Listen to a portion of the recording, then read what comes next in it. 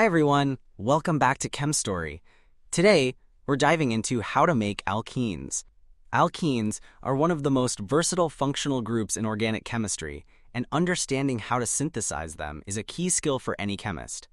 So in this video, we're going to walk through several different ways you can make alkenes. And don't worry, we'll take it step by step, with a focus on the mechanism, the reagents, and what kinds of molecules each method works best for. Let's get started.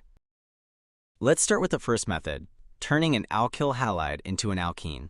This reaction is called dihaloalkane because we're removing a hydrogen and a halogen at the same time. Now, this usually follows the E2 mechanism, especially when the alkyl halide is primary or secondary and a strong base is present. It's a one-step concerted reaction. The base grabs a beta hydrogen, the double bond forms, and the halogen leaves all at once. But there's another route too. You can also get alkenes through the E1 mechanism, particularly with tertiary alkyl halides. That involves a two-step process with a carbocation intermediate, just like in SN1. The problem is, E1 often competes directly with SN1, so instead of getting a clean elimination product, you might end up with a messy mix of substitution and elimination. That's why E2 is usually preferred when you want better control and cleaner selectivity. Another way to make alkenes is by starting with a vicinal dihalide. That's when two halogens are on neighboring carbon atoms. We treat it with zinc metal in a solvent like ethanol or ether. This reaction, called dihalogenation, removes both halogens and forms a double bond between the carbons. It's a bit milder than base-induced elimination, and it's especially useful for making symmetrical alkenes without using strong bases.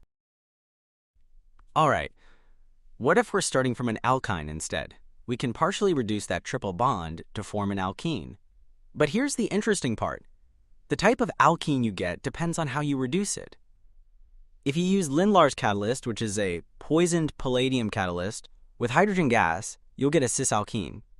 That's because both hydrogens add to the same side of the alkyne. This is called syn addition. On the other hand, if you use sodium in liquid ammonia, the reduction follows a different mechanism, and you end up with a transalkene.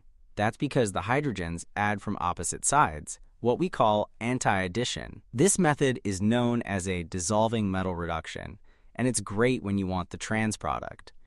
So depending on whether you want a cis or transalkene, you can just choose the right conditions to control the outcome. Next up, we can make alkenes from alcohols using a reaction called dehydration. And just like the name suggests, we're removing a water molecule from the alcohol. The most common way is to use concentrated sulfuric acid and heat. The acid protonates the OH group, turning it into a better leaving group, and then a beta hydrogen is eliminated, forming the double bond.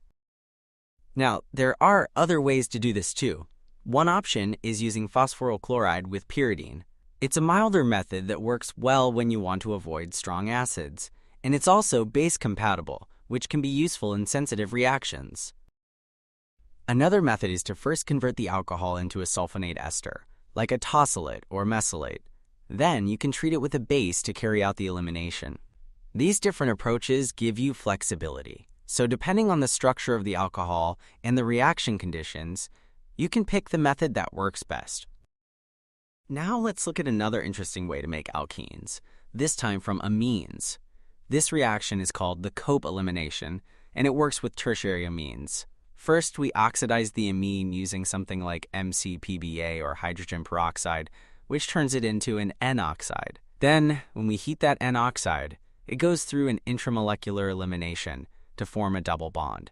It's a syn elimination, meaning the hydrogen and the leaving group leave from the same side, so it's stereospecific and only works when everything is properly aligned. Cope elimination is especially useful when you want to make alkenes without strong acids or bases, and it works great when there's a beta hydrogen next to the nitrogen. Another way to make alkenes from amines is through the Hofmann elimination, and this one works with primary amines. It takes a few steps, but overall, it's pretty straightforward. First, you treat the amine with methyl iodide, which alkylates the nitrogen and turns it into a quaternary ammonium salt. Then, you add silver oxide and water and apply heat. That kicks off the elimination. A beta hydrogen is removed and a double bond forms. Now here's what makes this reaction unique. it gives you the less substituted alkene as the major product. This is called the Hofmann product, and it's the opposite of what you normally get from Zaitsev's rule.